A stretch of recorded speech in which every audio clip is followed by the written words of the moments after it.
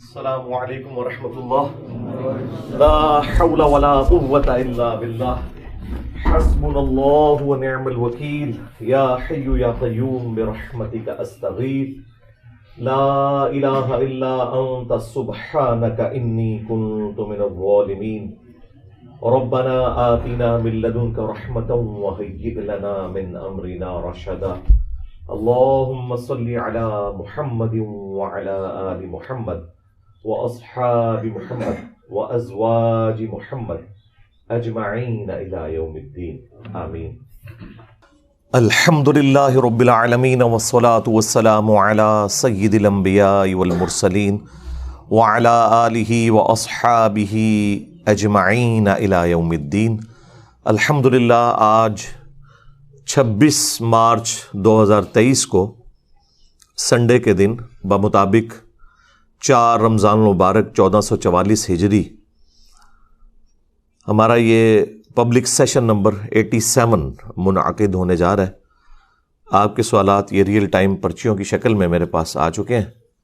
اللہ کا نام لے کے اسے شروع کرتے ہیں. چونکہ رمضان کا مہینہ ہے تو میرا دل ہے جتنی جلدی فارغ ہو جائیں تاکہ آپ لوگ اپنی افطار کے پوائنٹ آف ویو سے بھی گھر ٹائملی پہنچیں. یہاں پہ تو افطاری کا ہم نے کوئی انتظام نہیں کیا ہوتا کیونکہ اتنا لمبا تو پروگرام ہوتا ہی نہیں, زور کے وقت ختم ہو جاتا ہے. الحمدللہ.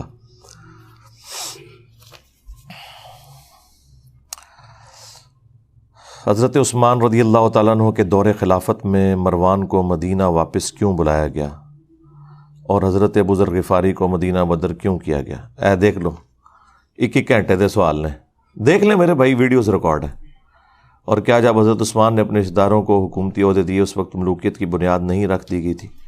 دیکھیں وہ اس طرح کے جو ڈیسیژن حضرت عثمان کے وہ ملوکیت کی طرف لے جانے والے تو بن گئے بعد میں. تو ظاہر ہے جب بھی ڈاؤن فال شروع ہوتا ہے تو اچانک نہیں ہوتا, گریجولی ہوتا ہے. یہ نیچرل ہے, اچانک کچھ بھی نہیں تبدیلی آتی. اس کو سپورٹیو وہ حدیث ہے نا ابو داؤد اور ترمذی کے اندر کہ نبی صلی اللہ علیہ وآلہ وسلم نے خواب دیکھا تھا اور اس خواب کے بعد آپ بہت پریشان ہو گئے تھے. خواب آپ نے یہ دیکھا کہ آسمان سے ایک ترازو اتری ہے. یہ میں نے اپنے کربلا والے ریسرچ پیپر میں بھی خواب ڈالا ہوا ہے. اور اس ترازو میں سیدنا ابو بکر اور حضرت عمر کو تولا گیا. پہلے نبی علیہ السلام اور حضرت ابو بکر تھے. نبی علیہ السلام کا پلڑا بھاری تھا. پھر سیدنا ابو بکر اور سیدنا عمر کو تولا گیا. حضرت ابو بکر کا پلڑا بھاری تھا. اس کے بعد پھر سیدنا عمر اور عثمان کو تولا گیا تو حضرت عمر کا پلڑا بھاری تھا. پھر وہ ترازو اوپر اٹھا لی گئی. تو اس حدیث میں یعنی موجود ہے کہ نبی علیہ السلام اس خواب سے پریشان ہوئے. اور ساتھ حدیث کے اندر یہ درج ہے کہ نبی علیہ السلام کو یہ اشارہ دیا گیا تھا کہ آپ کے بعد خلافت بتدریج ملوکیت میں بدل جائے گی. یعنی حضرت عثمان غنی رضی اللہ تعالیٰ عنہ کے مبارک دور سے پہلے معاملات بڑے صحیح چلیں گے. حضرت عمر فاروق رضی اللہ تعالیٰ عنہ کی مینجمنٹ آپ کو پتہ ہے کتنی اسٹرانگ تھی, اس لیے ان کا پلڑا بھاری رہا اور پھر وہ میزان اٹھا لیا گیا. اس حدیث کو سپورٹیو حدیث بخاری مسلم کے اندر بھی موجود ہے جو نبی علیہ السلام کے مبارک زمانے میں ایک شخص نے خواب دیکھا تھا. اب یہ خواب کوئی بزرگوں والے بیان نہیں ہو رہے. ہم تو خوابوں کے خلاف ہیں کہ خوابوں سے تو نہیں کوئی دین ثابت ہوتا, لیکن پیغمبر کا خواب وحی الہی ہوتا ہے. وہ اسی طریقے سے ہے جیسے اللہ اسے بتا رہا ہے, اس میں شیطان کی کوئی دخل نہیں ہے. بخاری مسلم میں حدیث ہے نا کہ خواب نبوت کا 46واں حصہ ہے. تو انبیاء کے جو خواب ہیں وہ ڈیفینیٹ ہوتے ہیں, وحی الہی.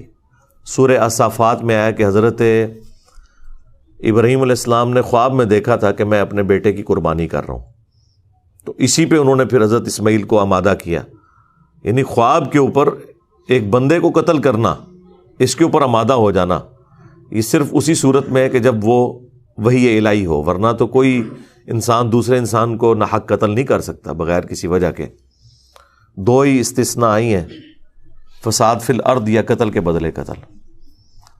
اسی لیے آپ دیکھیں جو حضرت موسیٰ اور خضر کا واقعہ آیا ہے سورۃ الکہف کے اندر، اس میں بھی جب وہ بچے کو قتل کر دیتے ہیں، حضرت موسیٰ علیہ السلام اس پر اعتراض کرتے ہیں کہ تم نے نفس کے بغیر ایک دوسرے نفس کو قتل کر دیا. تو وہ تو خیر مسئلہ تقدیر کا ایشو تھا، وہ اللہ تعالیٰ نے فرشتوں کے ذریعے موت لینی ہوتی ہے، چاہے حضرت اسرائیل علیہ السلام آئیں یا ان کے بہاف کے اوپر حضرت خضر وہ ڈیوٹی پوری کریں. اس سے کسی انسان کا دوسرے انسان کو قتل کرنا ثابت نہیں ہوتا. تو انبیاء کرام کے جو خواب ہیں وہ وحی الہی ہوتے ہیں. انبیاء کے بعد بخاری مسلم میں آیا کہ میری وفات کے بعد اب نبوت کی خبروں میں صرف مبشرات باقی ہیں. پوچھا گیا مبشرات کیا ہیں، تو آپ علیہ السلام نے فرمایا کہ خواب. پھر بخاری مسلم میں ہی آیا ہے کہ خواب کی 3 اقسام ہیں، یا تو اللہ کی طرف سے ہوگا یا وہ شیطان کی طرف سے. اور ساتھ ایک تابعی کا قول ابن سیرین کا نقل کیا ہے امام بخاری امام مسلم نے، انہوں نے اسی کی چھوٹی کیٹیگری بتائی کہ یا وہ نفس کی طرف سے ہوگا پھر خواب، یعنی جو انسان سوچتا ہے بعض اوقات وہی چیز خواب کی شکل میں اسے نظر آ جاتی ہے. اور ایٹیچیوڈ یہ ہے کہ جب اچھا خواب دیکھیں اللہ کا شکر ادا کریں، اور اگر کوئی برا خواب دیکھتے ہیں تو آپ بائیں طرف 3 دفعہ تھوک دیں، اور اس کا ذکر بھی کسی کے ساتھ نہ کریں، برا خواب اگر کسی کو آتا ہے تو. اب یہاں پر اللہ کے محبوب صلی اللہ علیہ وآلہ وسلم کا خواب میں نے بیان کیا، ابو داؤد سے، ترمذی سے، مسند احمد میں بھی یہ خواب موجود ہے. ایک اور خواب جو رسول اللہ کے مبارک زمانے میں آیا، وہ حدیث بخاری اور مسلم دونوں میں ہے، وہ میں نے کربلا والے ریسرچ پیپر میں ڈالی ہوئی ہے. اس حدیث میں یہ آتا ہے کہ ایک شخص نے خواب دیکھا کہ آسمان سے گھی اور شہد ٹپک رہا ہے، اور ایک سائبان بادل نے سایہ کیے ہوئے ہیں، اور ایک رسی بھی لٹک رہی ہے. تھوڑی دیر بعد نبی صلی اللہ علیہ وآلہ وسلم وہ مبارک رسی پکڑتے ہیں اور اوپر چڑھ جاتے ہیں آسمان پہ، اور وہ جو شہد اور گھی ٹپک رہے ہیں نا، لوگ اپنے اپنے برتن کے مطابق اس میں سے بھر کے اپنے گھروں کو بھی لے کے جا رہے ہیں. یہ خواب بخاری میں بھی ہے اور مسلم کے اندر بھی. پھر ایک اور شخص اس رسی کو پکڑتا ہے اور وہ بھی آسمان پہ چڑھ جاتا ہے، اور پھر ایک تیسرا شخص اس رسی کو پکڑتا ہے اور آسمان پہ چڑھ جاتا ہے. یعنی نبی صلی اللہ علیہ وآلہ وسلم کے بعد 2 اور اشخاص ہیں جو اس رسی کو پکڑ کے آسمان پہ چڑھ جاتے ہیں. جب چوتھا شخص پکڑتا ہے، یعنی نبی علیہ السلام اور 2 اور لوگ اور پھر ایک چوتھا شخص، تو وہ رسی ٹوٹ جاتی ہے. پھر حدیث کے الفاظ ہیں کہ اس شخص نے خواب میں دیکھا کہ وہ رسی دوبارہ سے اس شخص کے لیے جوڑ دی جاتی ہے، اور وہ شخص بھی اوپر چڑھ جاتا ہے. جب یہ خواب سنانے والا نبی علیہ السلام کی بارگاہ میں حاضر ہوا تعبیر پوچھنے کے لیے، تو آپ کی تو مبارک عادت تھی کہ آپ فجر کے بعد خوابوں کی تعبیر ارشاد فرمایا کرتے تھے. اب یہ وہ سنت ہے جس پہ آج کوئی عمل نہیں کر سکتا، نہ کوئی اس کے اوپر کوئی تماشا کھڑا کر سکتا ہے. ظاہر ہے کہ خواب چونکہ نبوت کی خبروں سے ہیں، تو نبی علیہ السلام کے مبارک زمانے میں تو وحی کا سلسلہ رکا نہیں تھا، تو اللہ کے نبی کو وحی کی تائید حاصل تھی، آپ خواب کی تعبیر بیان فرما سکتے تھے. آج کوئی بھی کرے گا تو وہ اسیسمنٹ ہوگی، غلط بھی ہو سکتی ہے، صحیح بھی ہو سکتی ہے، جب تک کہ وہ خواب کوئی شکل اختیار نہ کر لے اور ایگزیکٹلی ویسا ہو نہ جائے. باقی تو ساروں کی اسیسمنٹ ہے، صحیح بھی غلط بھی، وثوق سے نہیں کوئی کہہ سکتا.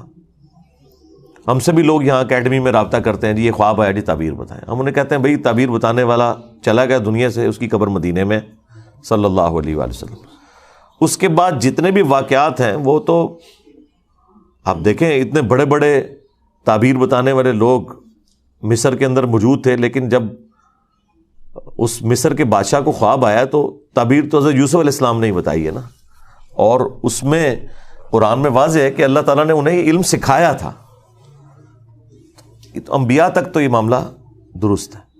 اس کے بعد لوگوں نے تب آزمائی کی ہے، کچھ چیزیں ابن سیرین کی طرف منسوب کی ہوئی ہیں، وہ ایک تعبیر الرؤیا کتاب بھی ملتی ہے مارکیٹ کے اندر، ایک تابعی تھے محمد ابن سیرین، ان کی طرف منسوب ایک کتاب ہے، وہ کتاب ہی لوگوں نے رکھی ہوئی ہوتی ہے، وہ آپ بار بار اس میں سے کوئی 8-10 خواب کی تعبیرات بیان کرنا شروع کر دیں روز کی، تو کچھ عرصے بعد آپ اس قابل ہو جائیں گے کہ قرآن و سنت کے مطابق نہیں، اس کتاب کے مطابق آپ لوگوں کو تعبیر بیان کر دیں۔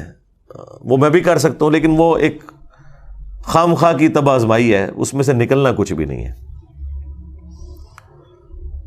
تو جب اس شخص نے نبی الاسلام کی خدمت میں یہ خواب عرض کیا، اس سے پہلے کہ نبی الاسلام اس کی کوئی تعبیر ارشاد فرماتے، سیدنا ابوبکر نے کہا یا رسول اللہ آپ اگر اجازت دیں تو میں اس کی تعبیر بیان کرتا ہوں۔ تو نبی الاسلام نے کہا ٹھیک ہے کرو۔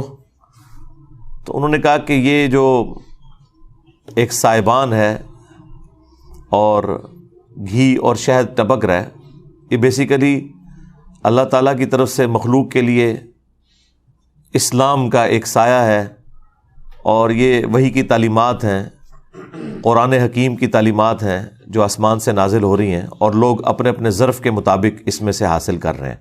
وہ شہد اور گھی کی جو مثال ہے، اور یہ سلسلہ جاری رہے گا یہاں تک کہ آپ صلی اللہ علیہ وآلہ وسلم اللہ تعالیٰ کے پاس چلے جائیں گے۔ یعنی وہ رسی سے جو نبی الاسلام کو اوپر چڑھتے ہوئے دیکھا، تو یعنی آپ علیہ السلام کو موت آ جائے گی، آپ اللہ کے پاس چلے جائیں گے، اور آپ کے بعد ایک اور شخص اس سسٹم کو سنبھالے گا۔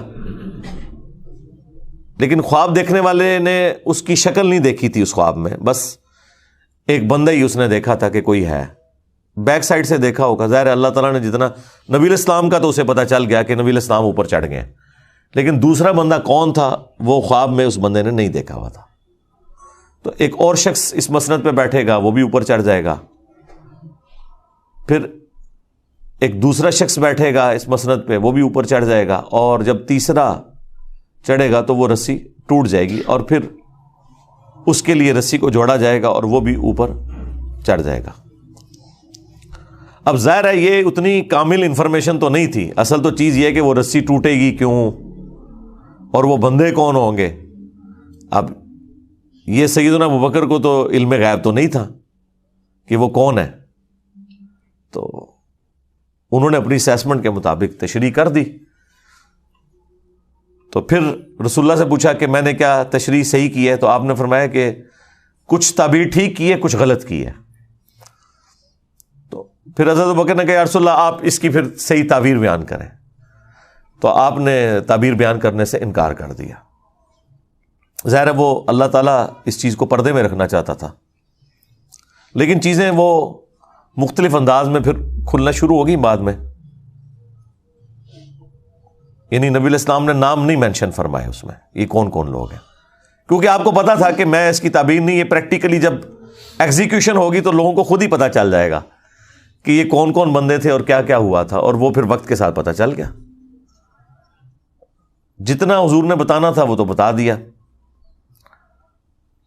پھر سیدنا ابوبکر نے کہا کہ میں آپ کو اللہ کی قسم دیتا ہوں آپ اس کی تعبیر ضرور بیان کریں، کیونکہ حضرت ابوبکر کو بھی پتہ چل گیا تھا کہ یہ کوئی عام خواب تو نہیں ہے۔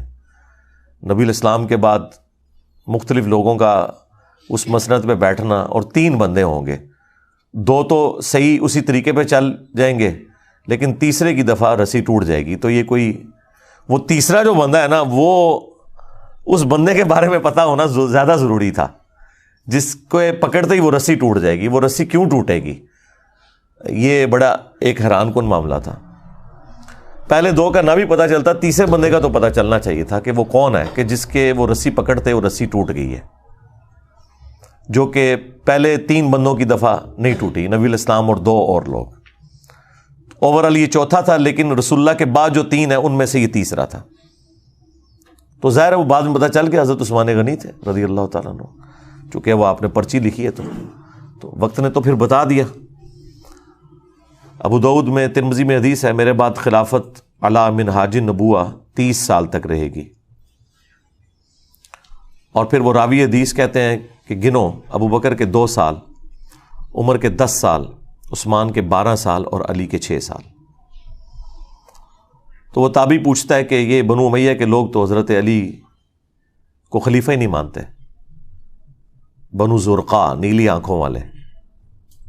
تو حضرت سفینہ کو غصہ آیا، انہوں نے فرمایا کہ یہ ان کی پیٹھ سے جھوٹ نکلا ہے، سچ تو یہ ہے کہ ان کی جو حکومت ہے یہ شریر ترین بادشاہت ہے۔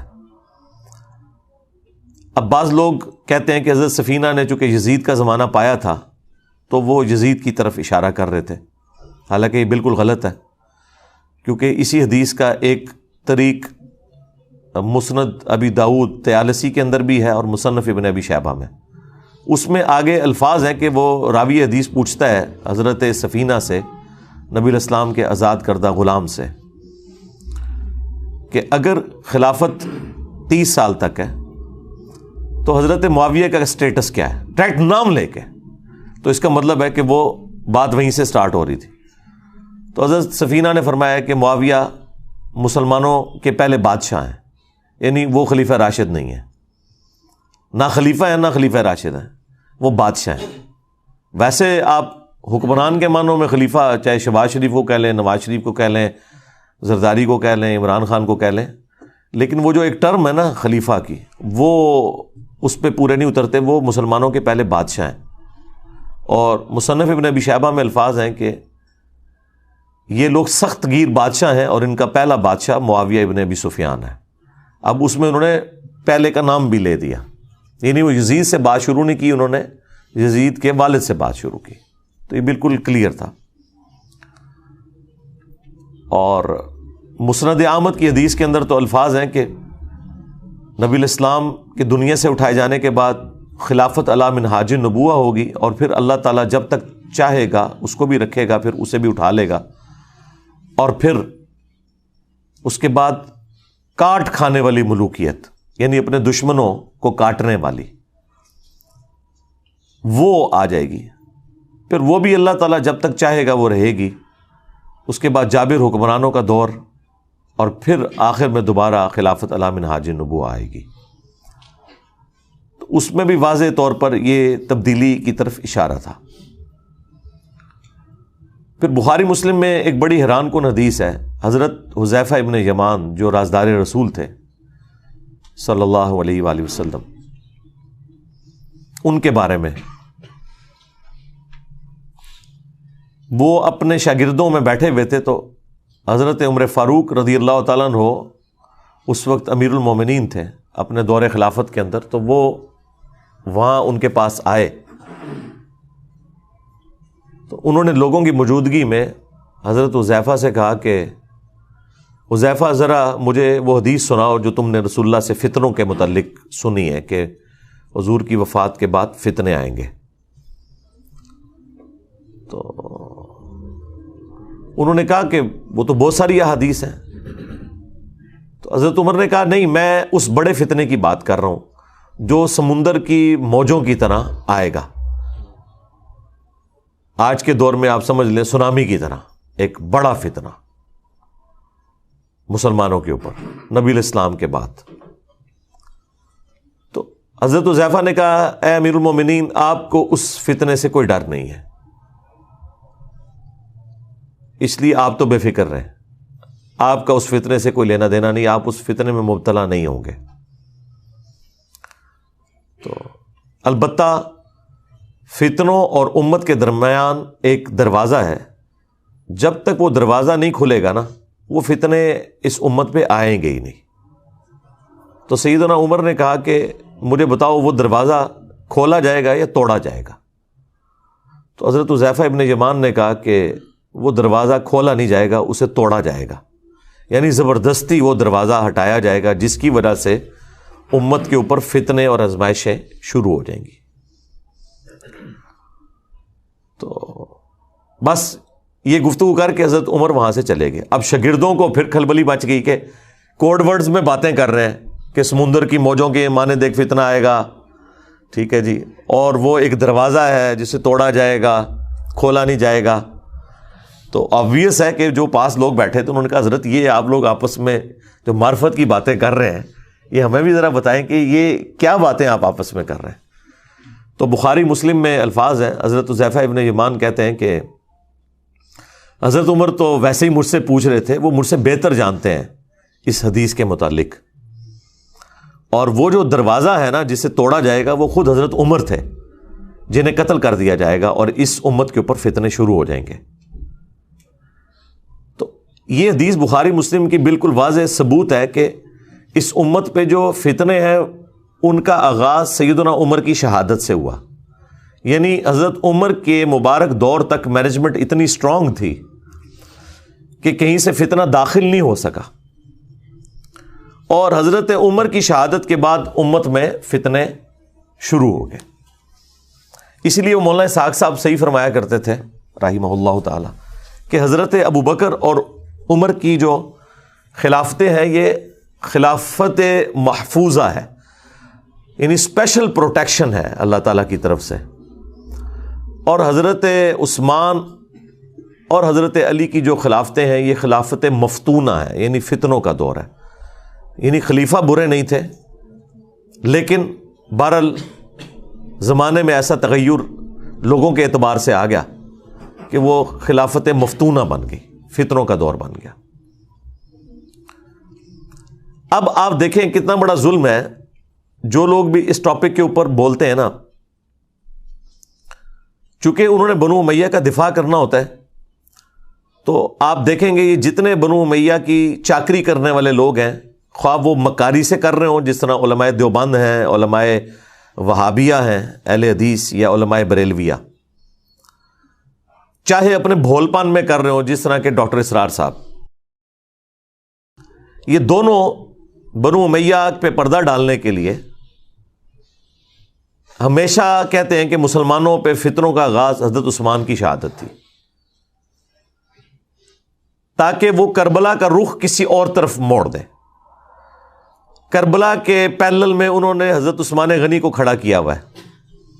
سیدنا عثمان کی شہادت یقیناً مظلومانہ ہے، ہم اگر حضرت عثمان غنی رضی اللہ تعالیٰ عنہ کو مظلوم تصور نہ کریں، خلیفہ راشد تصور نہ کریں، تو ہمارا حضرت علی کے حق میں مقدمہ ویسے ہی ختم ہو جائے گا، کیونکہ حضرت علی کو ہم چوتھا خلیفہ راشد جبھی مانتے ہیں جب ہم تیسرا خلیفہ راشد سیدنا عثمان کو مانیں گے، لہٰذا ہمیں تو کوئی کلیریفیکیشن دینے کی ضرورت ہی نہیں ہے، ہم تو چاروں خلفاء کو مانتے ہیں، اور ہم رسول اللہ کی اس حدیث کو بالکل اس پہ غیبی ایمان رکھتے ہیں جو آپ نے فرمایا تھا ابو داؤد اور ترمذی میں کہ میرے بعد جو کوئی بھی زندہ رہا وہ بہت اختلاف دیکھے گا، اس اختلاف کے دور کے اندر علیکم بسنتی و سنت الخلفاء الراشدین المہدیین، تم میری سنت اور میرے خلفاء راشدین کی سنت کو مضبوطی سے پکڑ لینا اپنی داڑھوں سے، اور دین میں نئی نئی بدعتوں سے بچنا۔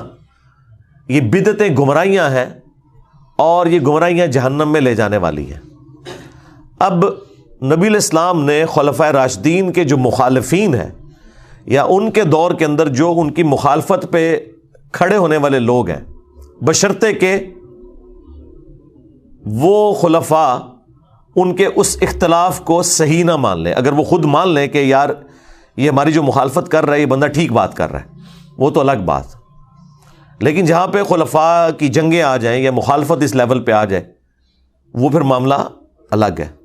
تو نبی علیہ السلام فرمایا کہ تم نے میری اور میرے خلفاء راشدین کی سنت کو لازم پکڑنا ہے۔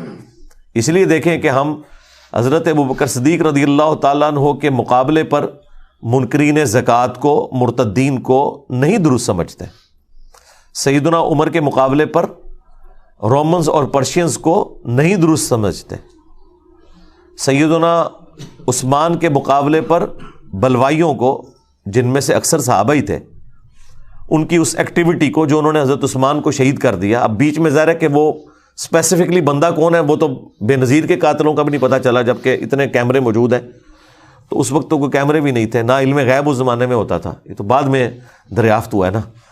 تو لیکن ان کی وہ ایکٹیویٹی کہ حضرت عثمان کی شہادت تک پہنچی، اس میں ہم حضرت عثمان کے مخالفین کو اس ایکٹیویٹی میں غلطی پر مانتے ہیں، اور ان کی طرح مکاری نہیں کرتے کہ اجتہادی غلطی کہتے ہیں، صراحتاً غلطی ہے، فساد ہے، فتنہ ہے۔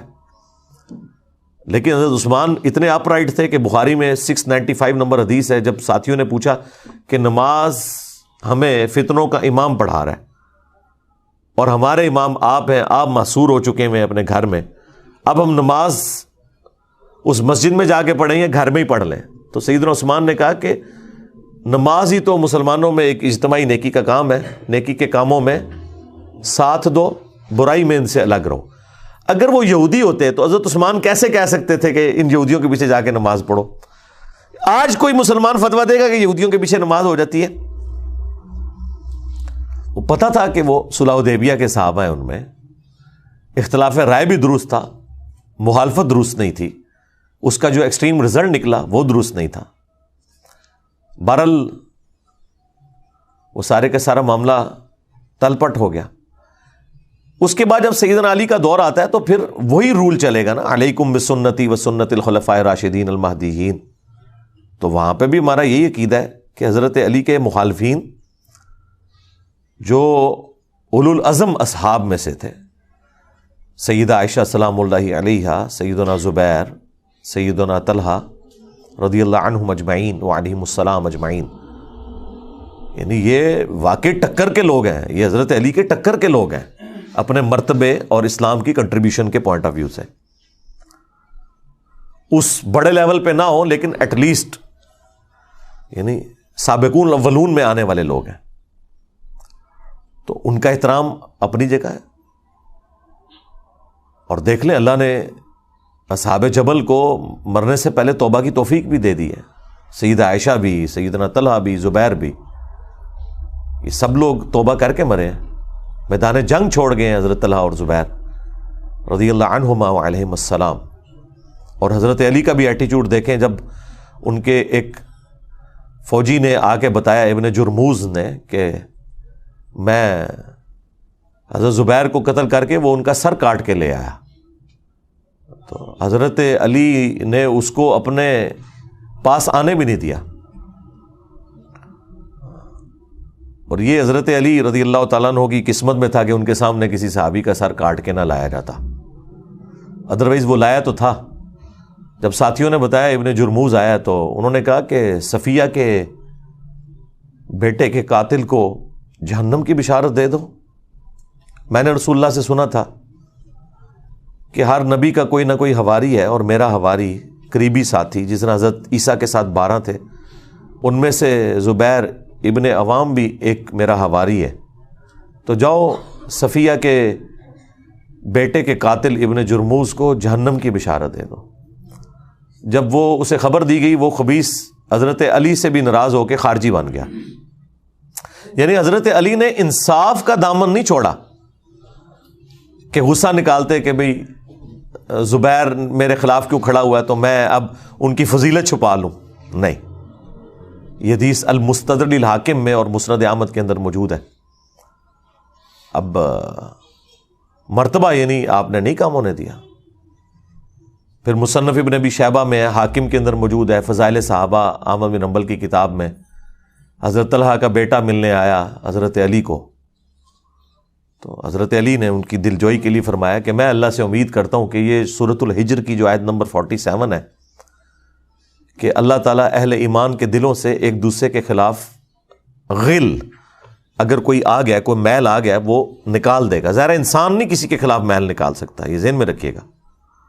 انسان کے اندر کوئی ایسا سافٹ ویئر نہیں کہ جو کوئی کسی چیز کو ڈیلیٹ کر دے یا انڈو کر دے، اللہ نکالے گا۔ اور وہ سورۃ الحجر کے الفاظ ہیں کہ وہ جنت میں آمنے سامنے بیٹھے ہوں گے تختوں پہ۔ آمنے سامنے انسان اس وقت بیٹھ سکتا ہے جب ایک دوسرے سے نظریں نہ چرائے، یعنی اس لیول تک اللہ تعالیٰ ان کے دلوں کو پاک کر دے گا۔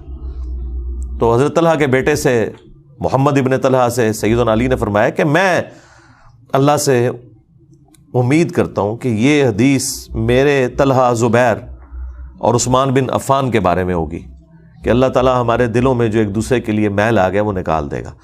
حضرت عثمان کا بھی ذکر اس میں کیا ہے، یعنی وہ بات پیچھے سے سٹارٹ ہوئی تھی۔ حضرت علی کو تو پتا تھا نا کہ معاملہ کہاں سے گریجولی